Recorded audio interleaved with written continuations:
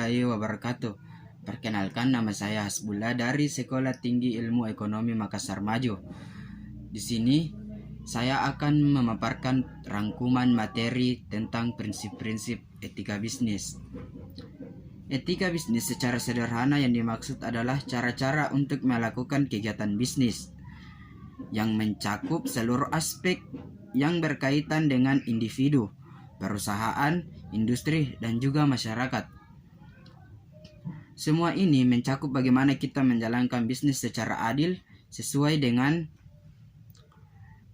hukum yang berlaku, dengan tidak tergantung pada ketentuan kedudukan individu ataupun perusahaan di masyarakat.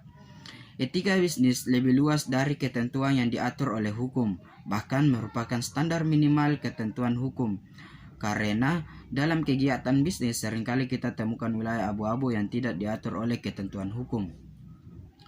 Nah, apakah etika bisnis yang penting dalam sebuah perusahaan?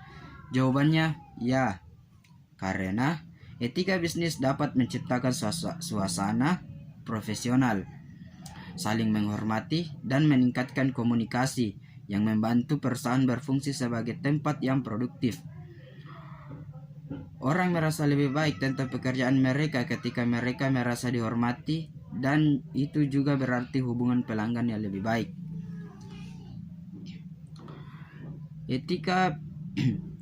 Contoh etika bisnis pada perusahaan bisa dilihat dari ketepatan waktu hadir, tata krama dan sopan santun ketika bertemu orang baru, menghargai pendapat orang, menyebut nama klien dengan baik, berdiri saat berkenalan, dan hal lainnya.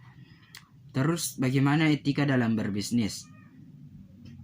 Etika bisnis juga dapat diartikan sebagai aturan main yang dijalankan oleh pebisnis, entah dalam memproduksi maupun memasarkan produk. Nah, lalu apa saja etika dalam berbisnis? Baiklah, kita bahas satu persatu, yaitu yang pertama, jujur. Seperti yang diketahui, jujur merupakan tiang segala perilaku. Oleh sebab itu, dalam hal berbisnis pun etika yang satu ini diletakkan pada urutan yang pertama. Jika seorang pebisnis tidak memiliki kejujuran, kemungkinan besar bisnis yang dijalankannya tidak akan berkembang. Kejujuran ini juga berlaku dalam hal pemasaran. Jika terdapat produk yang memang tidak layak untuk dijual, maka sudah seharusnya kita jujur. Jangan sampai produk yang tidak layak tersebut dijual dengan cara yang tidak baik sehingga dapat menghancurkan usaha kita sendiri. Yang kedua, otonomi.